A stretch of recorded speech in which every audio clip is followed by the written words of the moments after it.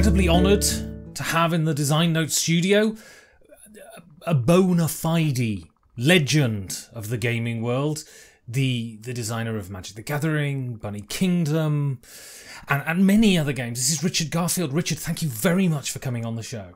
It's a pleasure. It's always fun to talk about games. So my first question, and this is a question I ask everybody, and this is where you get to exercise your lack of modesty. We're very rarely asked in society to brag about ourselves, but here, feel free to brag away. So my first question is, when did you know that you were good at what you do? Well, you know, I still wrestle with that. I'm not haunted by it because clearly there's a lot of people who love my work, but I always see areas for improvement. I sort of made a conscious effort to be a lifelong student of games, and early in my career, I had no intent of being a professional game designer because it seemed like a crazy place to stake your future. And it's less crazy these days because games are much bigger these days. But back in the day, it was probably accurate. And so I decided to design games for myself and for my friends and for my own curiosity. And I took it seriously. But I didn't really worry about whether I was good or not. I worried about whether I was enjoying myself and my friends were being entertained. And so when did you, because, you know, you do things for friends and you get one of two reactions often. Often you'll get brutal, uncalled for honesty, or you'll get the kind of, oh yeah, that was great, do you want to play it again? Oh no, it's fine, maybe some other time. I mean, was there a point when you were designing and you were you know, playing these design games for your friends and suddenly you realized, wow, I actually think they genuinely enjoy this? Yeah, there was usually I'm my own worst critic in the sense that I've got plenty of games where I think they were publishable. You know, they satisfied my friends okay, but they weren't doing really what I wanted to do. So I think most games are fun the first time if you're playing it with the right attitude. And so I think my friends were happy, my family was happy with playing my game the first time. And since I didn't, work on it, my patience ran out with the design before theirs did. So I think they were usually genuinely entertained by that first time through, and that was fine. There was a transcendent moment with Magic and really earlier with Robo Rally, where players began to play these games more by themselves and really be much more passionate about the feedback. Even the people who sort of claimed to hate it the way it was were very passionate about what they were saying, and they played it all the time. So you know that there's something going on there. So I think part of getting to that point was just I was being such a gatekeeper with my games, and that I would run out of patience before they were. There were very few games that I really wanted to play a lot that my friends burned out at first. And so I guess, not pinning your career hopes on game design allows you to be a bit more frugal with the games you take out into public. And you said that, part of the reason is it wasn't viable to be a game designer back at that time. What was the landscape like in the industry at that time when you were designing Robo Rally, when you were designing Magic? Well, it was really different. It's hard for me to put my head into my 20-something-year-old self, but I remember that playing games for fun was weird and nerd-like in a way that isn't more. Nerd was not a mixed blessing as it is today. It was just a negative. Right. So it was strange for me to enter adulthood and and be asking people to play games. That was already, and so I usually would be, because the people I like to hang out with were always intelligent, even if they weren't game players. They would always quickly learn the appeal of games and be interested in that. But it wasn't what people did for fun. The games themselves, it was a very fragmented field. People who played one game did not play another. Like, you could actually go through the exercise of saying to people, "Do you play games?" And they'd say no, and I say, "Nothing? You don't play poker?" "Oh, yeah, I play poker." Or but they didn't even categorize that in the same place they categorized whatever, any other game. "Oh, I play chess. That's a sport." So people didn't think of games as a hobby, and people, except in very corner cases, and there was no standard bestseller list for games or anything like that that was common.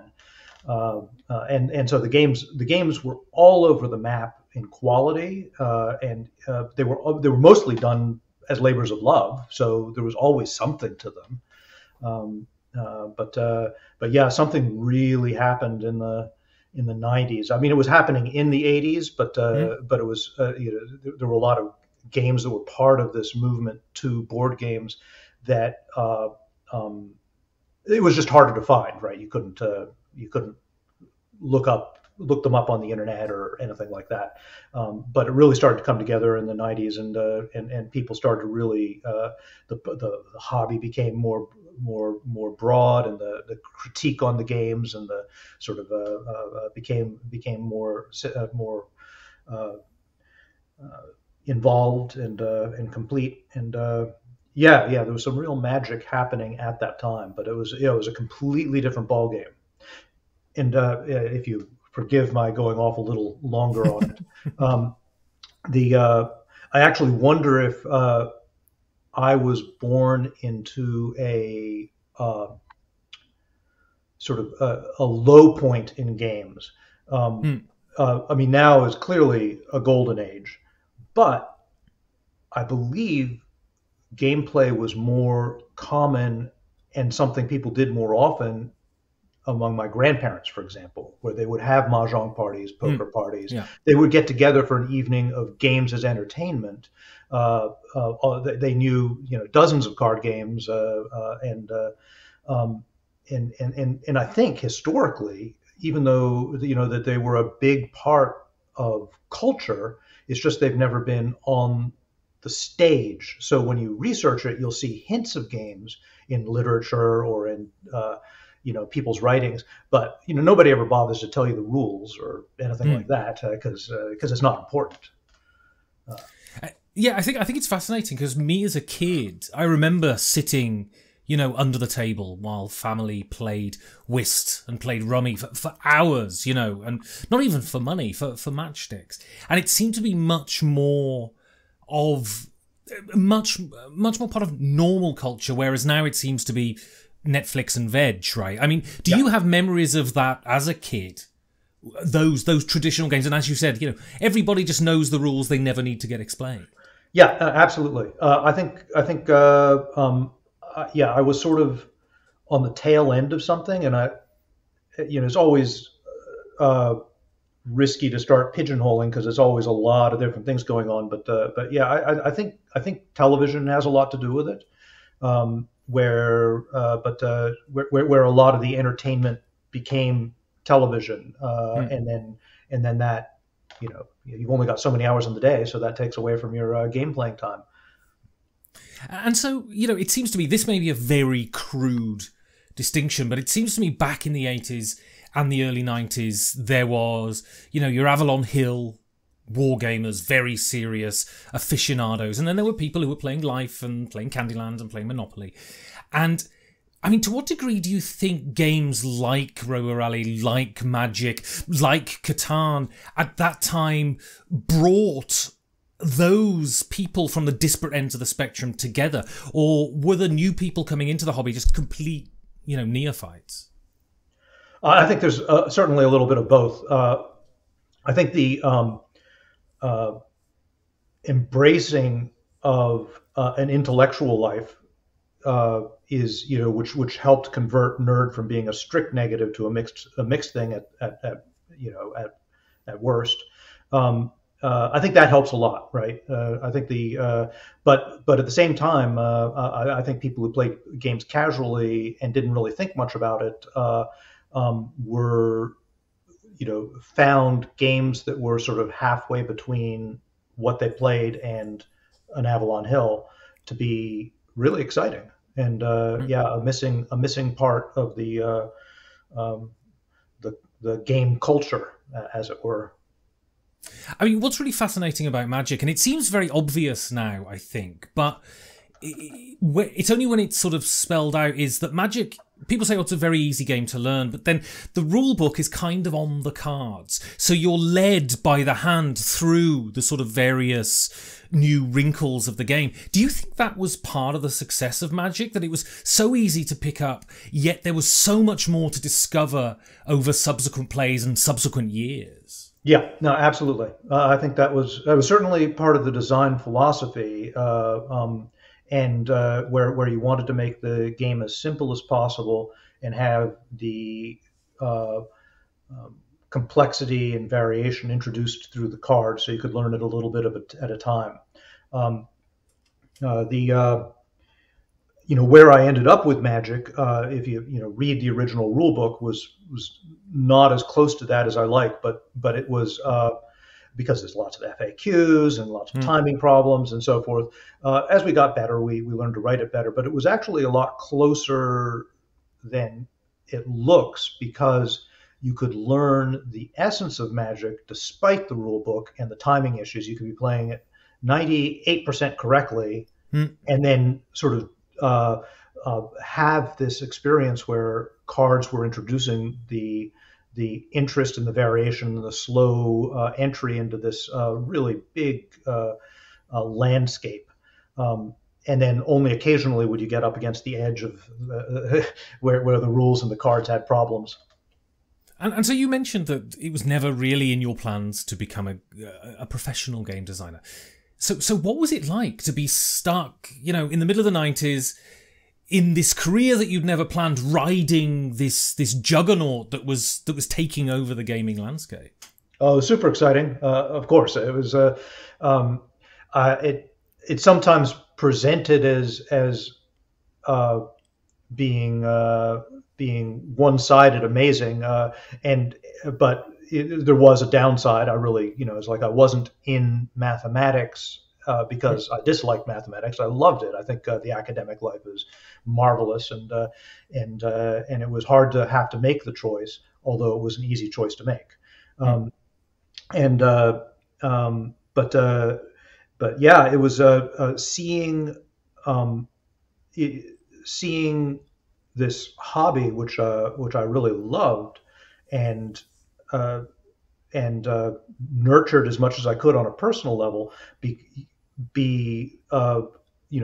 grow so much, in part from my game, but in part because of lots of cultural things going on at the time. Just felt amazing, and I was able to focus on some of the stuff which really interested me in games. So I really attacked my new position as in an academic mindset, where early at Wizards we weren't just designing games. I was trying to figure out what the limits, what could be done with trading card games and what made the best trading card games. But in addition to that, we worked on sort of large documents, putting together basically what became the book I co-authored, Characteristics of Games, but documents on just how to talk about games, what the characteristics were, what the pros and cons were for different choices. Like, this sort of stuff seemed like people ought to know it. People know so much about the narrative of novels or movies or how music fits together, but they know so little about the analogous things with games. And I really wanted to see some of those answers. And, you're a mathematician. I was speaking to Rainer Knizia the other day. He's a mathematician. I was speaking to Jeff Engelstein a couple of weeks ago. He's an engineer with a very strong sort of fixation on mathematics. And I'm an avid gamer, and I dream of having my name emblazoned on a game box one day. And part of the reason I never sit down is because I feel like I'm a mathematic dyslexic, right? I mean, how important is having a grasp of mathematics to being a good game designer? I'd be curious what their answers were, but my answer is not so important. That you can outsource a lot of that stuff. For one, I think the you know all you need if you learn it on the street, the gaming street, so to speak. If you, if you can play and understand the concepts of poker, you're probably good. You don't have to learn how to calculate the exact odds, as long as other people can do that. As long as you understand the forces that are at play, you can make a good structurally sound framework. Balancing the final game, that's really an interesting thing, and I think it's a lot less to do with mathematics than it is to do with art, so to speak. There is science to it, but it's a lot less precise than I think a lot of people would have you think. And that's based partially on this observation. If you go back earlier, I said that play a game one or two times is usually fun, and so what you put together is usually very forgiving within bounds. So, for instance, Ticket to Ride, excellent game, very just like so many pieces that fit so well together. What's the balance there with how many trains you get, with how many wild cards you get? Would it be okay with 5 more wild cards, or 5 less, or 2 more trains? The answer is going to be, it's just going to be fine with all of those. It doesn't mean there aren't broken places, right? That you can't. If you had 100 wild cards, it wouldn't be as good. But it becomes very nuanced figuring out where you want to put it in there. And there's in a lot of ways, there's no wrong decisions within a large boundary. And I think most games are of that nature. And so, a feckless person like me, after having a great success, would probably rest on my laurels and spend all my money crudely and then be broke in 10 years. But you're someone who continued to design games, and you've had many successes since. What is your process? How do you get from an idea in your head to a game that's playable on the table? There's a lot of different answers to that, because I've got so many examples which go in different directions. However, I don't think it's unfair to say that the typical thing that I do is have a mechanical thing that I'm interested in, and I begin to explore what you can do with that. And from there, I usually use is a common technique of mine to use fantasy as a placeholder. And there's a good reason for that. It's just, players understand fantasy.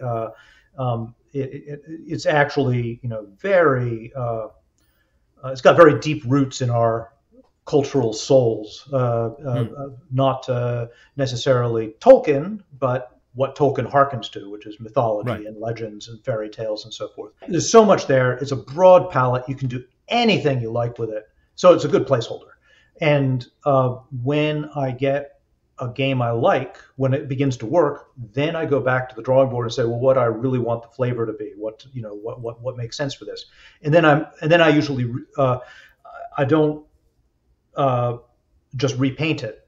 I redesign it, because usually once you find the motif that you want, it changes some fundamental things. It gives you opportunities which you want to answer, because otherwise it will just look painted on. That describes King of Tokyo exactly. There's other games which work a little differently, like one of my less known games, Filthy Rich. I was walking through the streets in Hong Kong and seeing how much competition there was for the space in an alleyway of signs. You would walk and signs would block each other and come visible. And this sort of inspired this idea of making making your signs all block one another inside we used a folder with cards. But so that was something different where I had this thing in mind, and I went and designed the game based on that. So, I mean, if I was I think you've designed very many different kinds of games, but a lot of them seem to have this element of sort of controlled chaos. None of them are perfect information games. They don't feel solvable in the way certain sort of perfect information games can. How important is chance? How important is dealing with the hand that you're dealt within games? And how much does that harken back to the games that you played when you were forming your design ethos? Oh, it probably harkens back quite a bit. It's also partially, I design what I want to see. And so I'm constantly responding to what do I want to play, and then I look for it on some level, and if it isn't there, then I design it. And it's not like I'm looking for an opportunity to make things. I just genuinely am interested in games like that. And games which have this measure of controlled chaos are actually not as common as ones that are much more restrained with their degree of variability. And if that weren't the case, I'd probably go in a different direction. I've designed chess, for instance, games that are very similar to chess in the fact that they're turn-based and abstract and no overt luck involved. And I've enjoyed working on those, but there's things that are a lot closer to those that are around, and so I usually am going for this. The thing that I can't find, and I really like people look at luck and variability in games, and they make this false dichotomy between luck and skill, which it's very easy to puncture in the sense that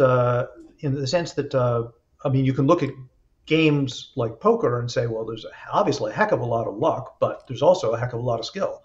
But you can make. I like to make what I call toy games, which are games you don't really play, but you use to think about games. And so if you play chess, and then after the game you roll a die, and on a 6, the winner loses and the loser wins. It'd be a terrible game. There's more luck, but at a very intuitive level, there's the same amount of skill. Right. That is, you don't try to lose, and you're rewarded for winning. And all the opening books and strategies, it's like whoever's the best is still going to be the best at this game. And so there's something different going on between what people intuit about luck and skill and what is actually going on. And once you embrace luck as being an avenue for introducing interest in the game, you start discovering all sorts of things which are underrepresented in a lot of games. For example, as you mentioned, managing chaos, but really taking advantage of situations which were unpredictable, or minimizing the problems that are associated with something which was unpredictable, and being flexible with your strategy. Something I really like in games. I like games where So if you, I think there's a lot of merit, and a lot of people love sitting down to a game with a plan and then seeing that plan through. And there's nothing wrong with that. But equally, there's a lot of interest in sitting down to a game with a plan and then realizing you have to adapt, and then sort of constantly having to adapt. In some games you have to adapt constantly, and some games you never adapt. And they're all interesting and appealing to different people. And you've spoken about, you played these games with your friends, and they'll play it once, and then at some point with Magic and Robo Rally, they wanted to play it more. When do you know a game's finished, though? You never do. I'm notorious for not playing games that I've published. I mean, it's not like I won't. When I go to shows, I'll play them, and when somebody asks for it, I'll bring it out. But it's because whatever issues I have with the game loom large in my mind, and so while I'm playing it, I'm redesigning it, and that's not as much fun as playing somebody's game that I haven't played, or playing a game I'm working on. Usually when I play it, whatever's looming in my head isn't that big a deal, and I enjoy myself because wherever we ended up was just fine. But still, there's this little bit which is like I could redesign them forever. And even the remarkable can become mundane if it happens enough. And you're someone who's published a lot of games and had a lot of success. But do you still get that electric thrill when the doorbell goes and you open the box and you see the new game that's being published and your name's emblazoned across the title? Is that still exciting for you? Yes, it is. I'm sure not in the same way, but I what I respond to most these days, I get a kick out of that, and I really do like to see my ideas come to life. But what I really respond to is when it finds an audience, and they really appreciate what's been done. And it doesn't have to be a large audience. It's one of the peculiarities of the time we live in, where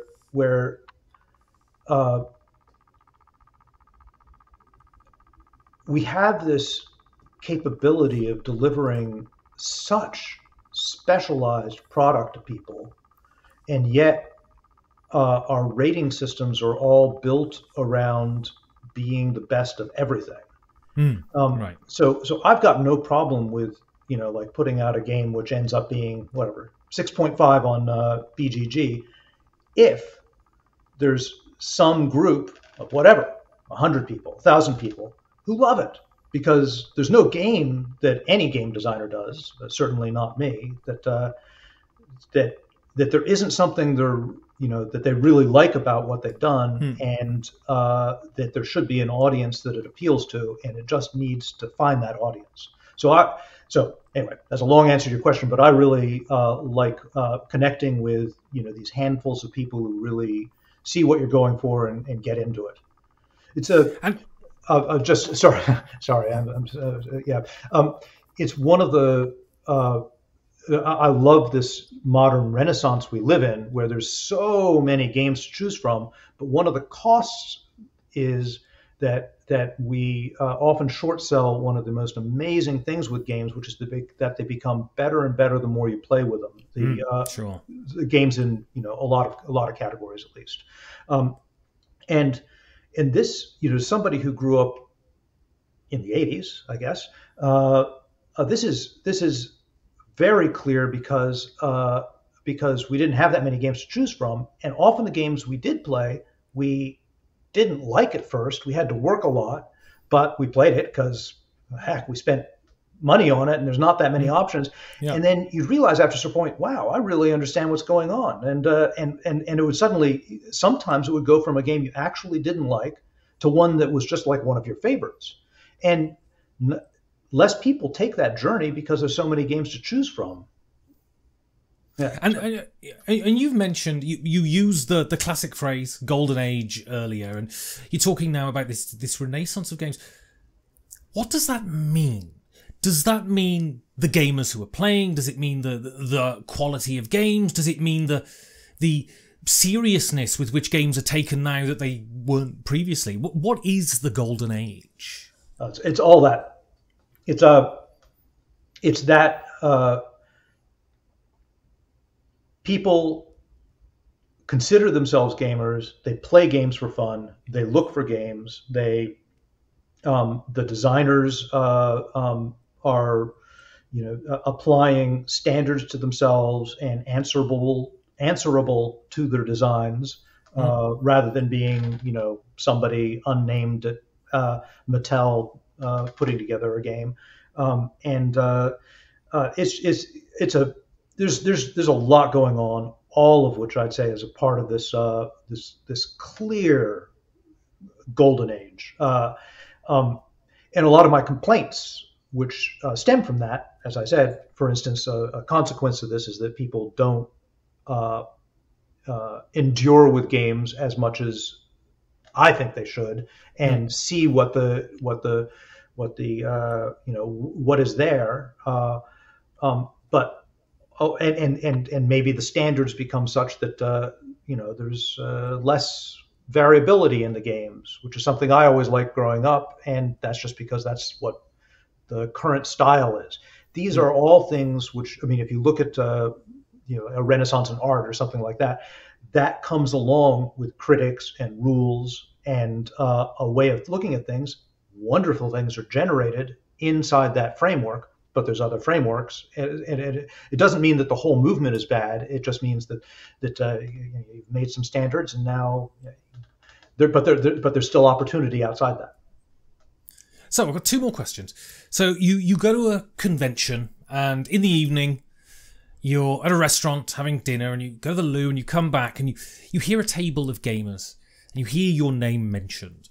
So you sidle into the corner and you eavesdrop on their conversation. What do you hope they're saying about you? Oh, well,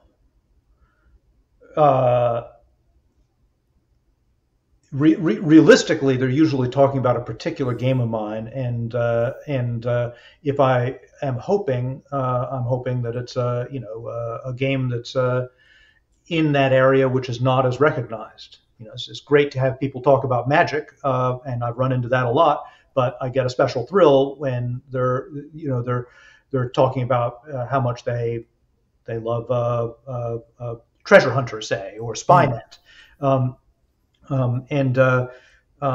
If they're talking about me in general, certainly I would hope they're saying that they like the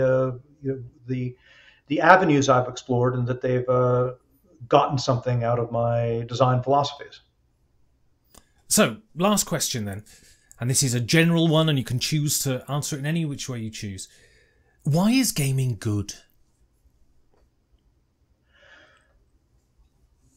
Yeah, that's a nice big question. Games are, there's so many different ways to go with that. One answer that comes to mind that I think is important is that games are a really good way to explore your connection with other people.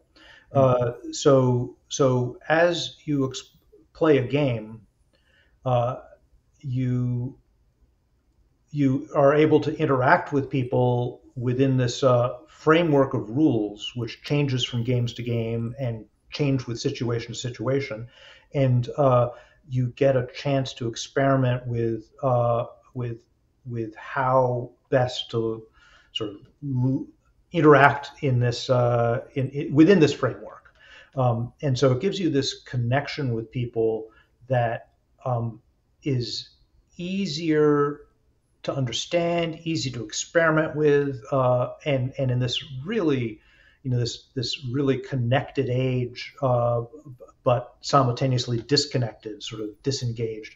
I think that sort of interaction is really important. The sort of anonymous interaction, which is mediated by screens, is sort of the negatives associated with that are sort of the other end of that equation, where you don't know exactly what the rules are. There's no accountability. There's no rules, so yeah, this controlled environment to play in is really important. It's particularly important for somebody who's maybe a little introverted and feels a little less comfortable with what the rules of society are, because they're it's very complicated, and what the rules of culture are. But the rules of games are simple, and you can take it in baby steps how to interface with other people through that. And another way, just because I want to tack more on, since games are good in so many ways, games are intellectual sport, and they help us, as sports give us, are good for our body, in many different, and our reflexes, and our games are good for our mind and our reasoning ability, our imagination, and both of them are good for this interaction with other people. So before we go, do you have anything coming out in the short to medium term that you'd like to tell us about? Sure. I'm working on, right now, The Hunger is sort of just out, and that's a deck building game. That one was actually built in a non-mechanical way. Like I said, my usual is to come up with mechanics, and then build it around it. This one was, we came up with this name, Fat Dracula. Thought it was a terribly funny name, and I began to think what a game would look like along those lines, and then we ended up with this deck building game. Then there's a game, Mind Bug, which some really talented European designers had the basics of this game. It was already, when they approached me, a very fun game. So, but then I joined the design team, and I think they've got something really special. It feels sort of like a deck building game, but it's just one deck for all the players, and it's got sort of that play a creature, fight with your creatures, but it's super simple, and it's built on one really quite nice rule, which is that during the course of the game, each player has two opportunities, two mind bugs, with which they can steal their opponent's play.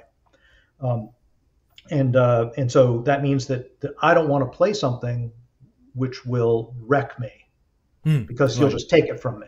Now, I might bluff and try to play it, because maybe you won't realize it'll wreck me, realizing it has no answer in my hand. But I might save it and try to get you to mind bug something else, so that I can play it safely later. Anyway, very interesting stuff. I think they did a wonderful job, and I was really happy to be a part of that. I missed it at Essen, unfortunately. I think they were sold out by the time I went there. But anyway, well, Richard Garfield, thank you ever so much for giving over your time. Oh, it's again a lot of fun to talk about games, and as you can probably tell by my answers, that I can wax on forever. So yeah, it's fun to be here.